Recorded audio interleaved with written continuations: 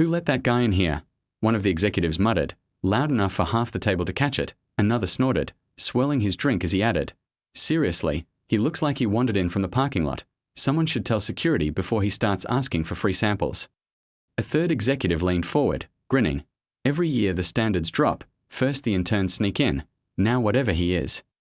Their voices weren't quiet. They didn't try to hide the mockery. In a room overflowing with polished shoes, luxury watches, and egos large enough to cast shadows, he stood out instantly, not because he did anything wrong, but because he didn't sparkle the way they expected, and that alone made him an easy target.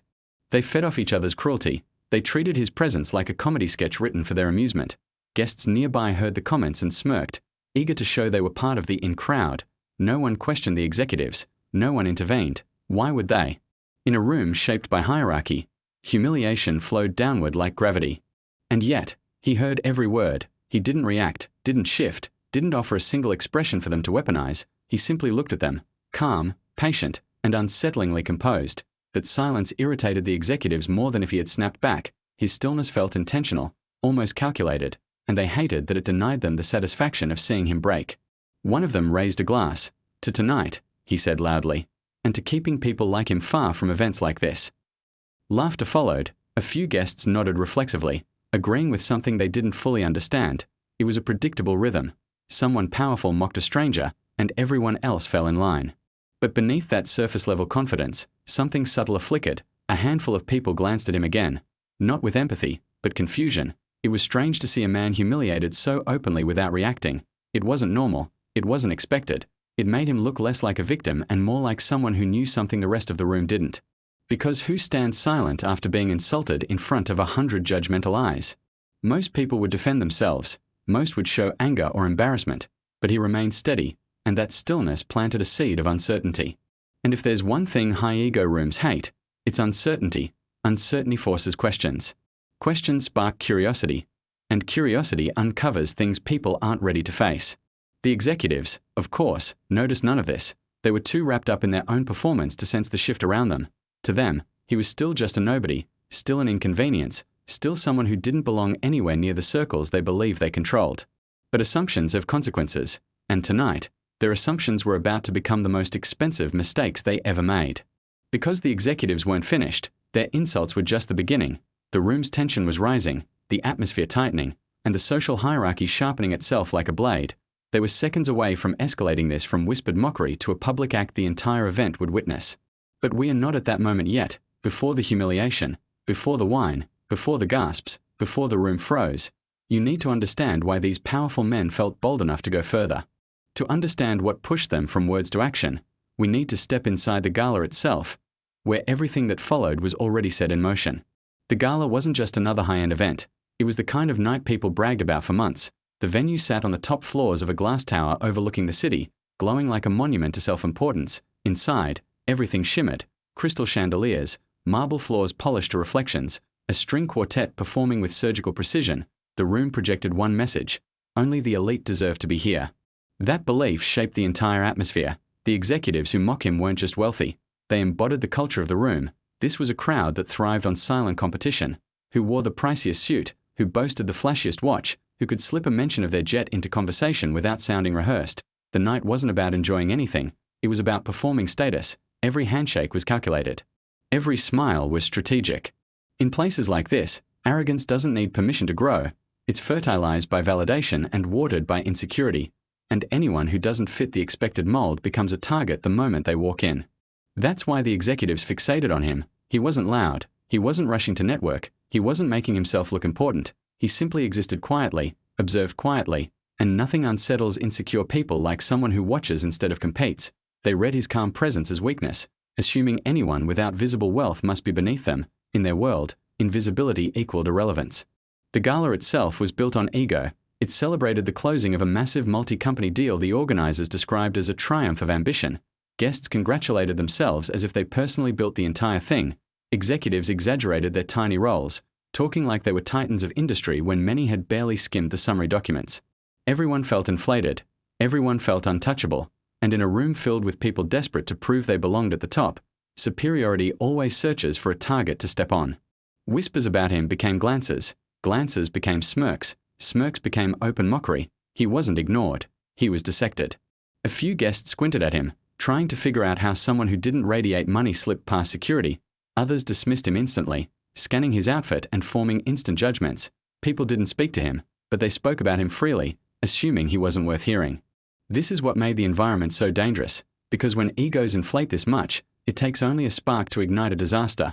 One insult, one shove, one dramatic gesture, and the spark was already spreading. The executives' laughs grew louder, their comments grew bolder, their confidence fed off the room's energy. But beneath all of that, something else simmered, a tension none of them could identify, a strange shift in the air every time he lifted his eyes and silently watched the room.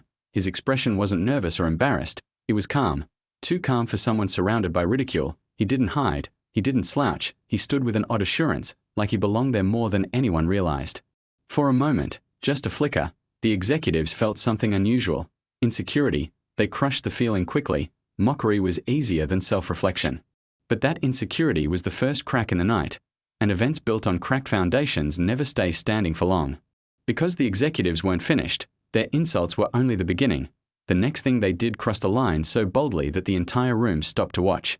The shift happened quickly, so quickly that most guests didn't realize anything was wrong until it was already happening. One moment, the executives were laughing loudly at their own jokes. The next, they had drifted around him, tightening the circle like a group looking for easy entertainment. It began with a joke, the kind designed to embarrass rather than amuse. One executive stepped directly into his path, standing there as if he were an obstacle instead of a person. "Watch your step," he snapped. Even though the man hadn't moved toward him at all, another executive smirked. "Maybe he's searching for the staff entrance. We should help him find it." He didn't react, and that lack of reaction only encouraged them. Guests nearby sensed the tension and leaned in just enough to watch without appearing obvious. In rooms like this, humiliation spread faster than gossip. It pulled attention like gravity, giving the powerful a chance to feel even more powerful. The second executive stepped closer. "Where's your invitation?" he demanded. "Or did you walk in hoping no one would notice?" The man met his eyes, calm, unshaken. "I'm exactly where I'm meant to be," he said softly. It wasn't the response the executives expected. A flicker of insecurity crossed one man's expression. Small, barely visible, but it was enough, and insecure people don't retreat, they escalate. Before anyone could process what was happening, another executive reached out and plucked a glass of red wine from a passing server. He held it like a prop, swirling the liquid with dramatic flair. "If you're supposed to be here," he said, "then you won't mind this." Time slowed. A few guests gasped quietly. Others leaned forward, unsure whether he was bluffing or about to cross a line so bold it would anchor the night forever. He wasn't bluffing. Without hesitation, the executive tipped the glass and poured the entire contents down the man's suit jacket.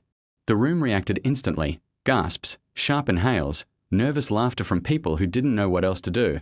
The orchestra continued playing, but even the music seemed uncertain, like it wasn't meant for a moment like this. Red wine soaked through the fabric, dripping in slow lines across his chest. He looked down once, calmly, then raised his head with a steadiness that didn't belong in a moment of humiliation. Not anger, not panic. Something unreadable, something that made the crowd uneasy. That unreadability frightened the executives more than a shout ever could. "Now you fit in with the staff," the wine pourer sneered. "Maybe they'll let you clean up after us." No one laughed, not anymore. The man didn't wipe the wine, didn't move back, didn't even adjust his posture. He simply looked at the executives, one at a time, until each of them felt something uncomfortable settle in their chest. The audience waited for him to snap, to yell, to defend himself. Silence. True, controlled silence. Felt impossible after what had just happened. But he didn't break. He only said, quietly and clearly, "Are you finished?" 5 words, nothing more, yet they hit the room harder than the wine had hit his suit. A ripple moved through the crowd. Guests exchanged uncertain looks. Something about his tone, steady, calm, uninterested in their cruelty, unnerved the executives. For the first time, they didn't appear confident, they appeared exposed. A woman near the back whispered, "Why isn't he reacting?" Because he didn't need to. Not yet. The wine pourer stepped back, suddenly aware of the eyes watching him. "Relax," he muttered, too loudly. It was a joke. If he can't handle it, he shouldn't be here. But the room no longer saw a target. They saw a man who didn't fear them. And nothing frightens bullies like someone who refuses to break. But the true shock wasn't the wine. It was what happened next, when the first hint of his real identity began to slip into the room, one whisper at a time. The crowd kept watching him long after the wine incident, trying to understand the calm expression he wore like it was part of him. The executives who mock him had stepped back, Suddenly unsure of themselves but too proud to admit it, they whispered to each other, reassuring their egos that the man they targeted was just an unimportant guest who slipped in unnoticed. But he wasn't unimportant. He wasn't unnoticed. He was only invisible because he preferred to be, and now, as murmurs rippled across the room, fragments of his identity started surfacing, not because he announced anything, but because the right people recognized him. It began quietly. A man at the bar stared at him, eyes narrowing. "I know that face," he muttered. "From a report, maybe, some article about a restructuring." A woman beside him leaned in, studying the man more closely. "Wait," she whispered. "Isn't he the consultant from the Aurora crisis? The one they brought in when the board was falling apart?" Her companion hesitated. "I thought that guy worked in the background. He doesn't go to events." "Exactly," she said. "So why is he here?" Across the room, another guest frowned as recognition struck. Didn't he advise Veriton last year? The one who fixed that disaster nobody was allowed to talk about. And just like that, awareness began spreading. It didn't reach the executives. The loudest voices are usually the last to notice anything. But the people who dealt quietly with real power suddenly went still. They had seen this man's work before, not in public, never in public, but behind the scenes, where the real decisions happened. Anyone who knew even a fraction of his history understood something immediately. He was not someone you mocked. He was someone you respected, even feared. He'd built his influence quietly, not through fame but through precision. While the executives at the gala performed wealth, he shaped outcomes. While they chased attention, he negotiated deals from the shadows. While they bragged about success, he rescued companies from disasters they pretended never happened. He didn't flaunt anything because he didn't need to. His value wasn't in appearance. It was in access, in results. In the kind of silence that made powerful people listen. He was the person called in when situations were beyond salvage, when reputations crumbled, when internal wars threatened entire corporations, when billion-dollar deals were seconds from collapse. And he always delivered. That's why the guests who recognized him weren't confused. They were unsettled. Because if he was here, at this gala, it wasn't random. Men like him never appeared without purpose. They didn't mingle for entertainment. They showed up when something significant was happening. Something far larger than the executives who mocked him could imagine. A guest near the back whispered, "If that's really him, what does that mean for tonight?" His colleague swallowed. "It means the deal they're celebrating might not be as straightforward as they think." But even they didn't know the full story. The executives who mocked him still strutted around, convinced they controlled the room, convinced their humiliation was the peak of the night, convinced the man they targeted would shrink away and disappear. They didn't realize the truth was already spreading through the room, gathering momentum. They didn't notice the shift in the eyes watching them. They didn't sense the closing silence, the kind that comes before something inevitable, because while the guests were piecing together who he was, none of them knew why he was truly there. And none of them knew how deeply their fates were already tied to him, and the moment that would expose everything, the reveal that would freeze the entire room, was now only seconds away. The whispers had grown thick enough to disrupt the entire rhythm of the gala. Conversations broke mid-sentence, guests straightened, leaned closer, and shifted their eyes toward the man whose calmness had quietly seized the room. Even the executives, still pretending confidence, felt a creeping unease they couldn't explain. The reveal didn't arrive with fanfare. Real power never announces itself loudly. It arrives through the people who truly recognize it. The shift began when an older man, distinguished, respected, the kind who carried weight simply by existing, set his glass aside and moved toward the center of the room. People recognized him instantly. He wasn't just another attendee. He was the chairman of a major partner company in the deal being celebrated. His presence alone made the room fall silent. He didn't approach the executives. He walked straight toward the man in the wine-soaked suit, and when he reached him, he nodded, not casually, not politely, but with the kind of respect reserved for someone who outrank him in ways most people would never understand. "You weren't scheduled to arrive yet," the chairman said quietly. "We weren't prepared to make the announcement." The executives froze. People nearby turned stone still. The man simply replied, "Plans changed." The chairman nodded again, then slowly turned to face the cluster of executives who had mocked, cornered, and humiliated him minutes earlier. His expression hardened. His voice carried across the room. "Do you understand who you just humiliated?" Silence swallowed the gala. One executive tried to laugh, voice cracking. "It was just a joke." He didn't. "Stop." The chairman's tone cut like a blade. "This man is the reason your division didn't collapse last quarter." A wave of shock rippled through the room. Someone dropped a glass. A woman covered her mouth. The executives stood frozen, their arrogance evaporating as panic crept into their eyes. The chairman continued, each sentence hitting with unmistakable force. He's spent months restructuring the operations you nearly destroyed. Every obstacle you bragged about overcoming? He handled them. Every crisis you pretended was under control? He fixed it so quietly that none of you realized how badly you were failing. Gasps spread. Whispers erupted. Guests tried to process what they were hearing, and tonight, the chairman said, we were going to acknowledge his contributions privately, but after what I've seen, he looked at the executives, disappointment deepening in his expression. Now we have a much larger issue. The wine pourer's voice trembled. We didn't know. That's exactly the problem, the chairman replied. You assume anyone who doesn't flaunt status must be beneath you. You judge before you observe. You speak before you think. The room absorbed those words like a blow. The man in the stained suit remained still, his expression unchanged, as though every piece of this was merely expected. He didn't correct the chairman. He didn't add to the humiliation. His silence did more damage than any outburst could have. Guests shifted, some stepping back, others stepping forward to get a better view, suddenly aware they were in the presence of someone whose influence dwarfed theirs. The tone of the night had flipped. Respect, fear, and realization now swirled around him like gravity. Meanwhile, the executives stood trapped in the ruins of their own behavior.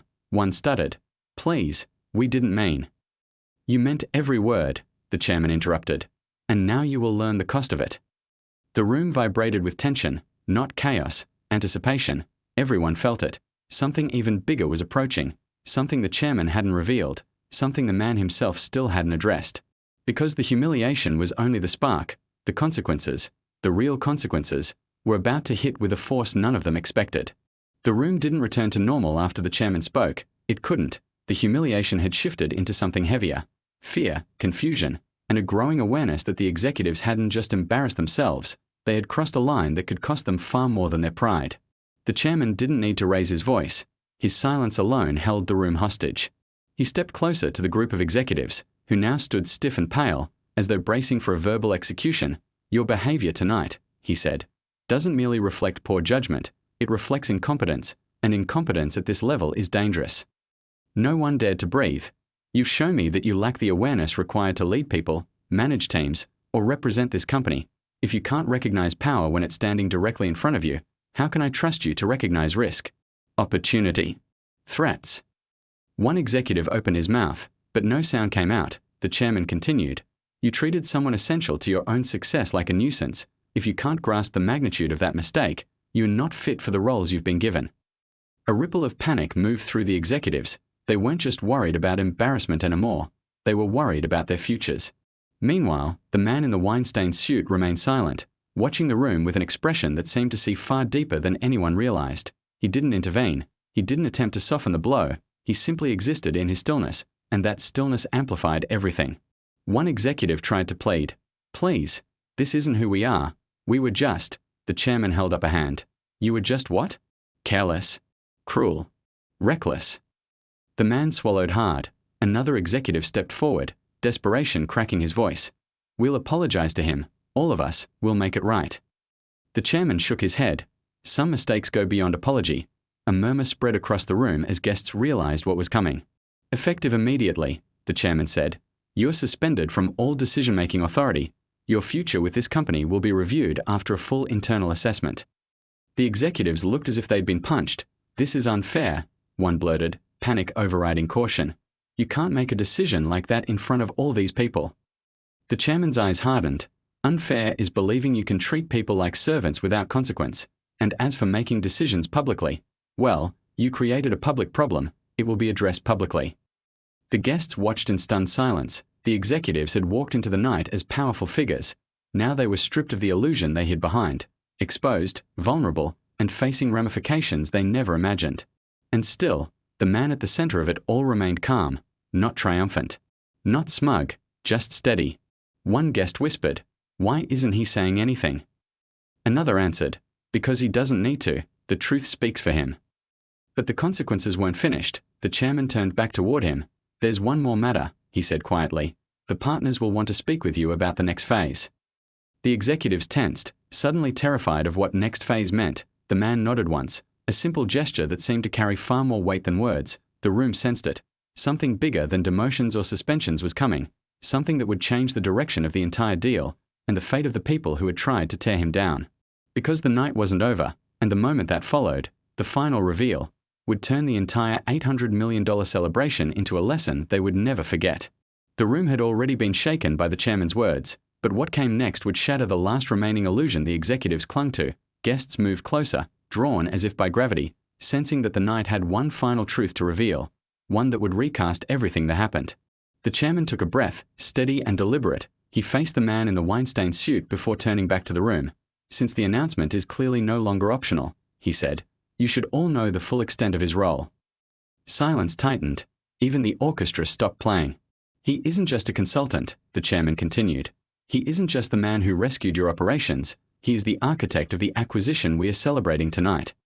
People blinked, unsure they heard correctly. He led the negotiations. He designed the strategy. He consolidated the assets. He stabilized your failures. And without his leadership, this $800 million deal wouldn't exist. A deep gasp swept through the room. Some guests stepped back, overwhelmed. Others stepped forward, desperate to confirm what they'd just heard. The executives? They stood completely still, their faces drained of color. The chairman wasn't finished. He not only orchestrated the deal, he said, he owns it. The words detonated through the room like an explosion. Guests turned sharply. People grabbed their glasses as if needing something to hold onto. The executives' mouths fell open, trembling between disbelief and terror. The chairman clarified, "The restructuring you mocked? He did it because he was taking ownership. The decisions you questioned? They were his. The terms you boasted about securing? He approved them, and as of midnight tonight, he officially holds the controlling interest." The room had nowhere left. Every insult, every laugh, every careless act of arrogance, everything the executives did earlier now hung over them like a guillotine. He had owned the deal the entire time. The man finally spoke, his voice calm but resonant enough to silence every remaining whisper. "I didn't come here to be recognized," he said. "I came to observe. How people act when they believe no one is watching tells you everything you need to know about their character." The executives lowered their eyes. He continued, "Power doesn't exempt you from decency. Wealth doesn't excuse cruelty. And respect isn't something you demand. It's something you earn." No one dared to interrupt. He turned to the chairman. "I'll speak with the partners tomorrow. For now, let the suspension stand. The internal assessment will continue." The executives flinched. Their futures were no longer just uncertain. They were compromised.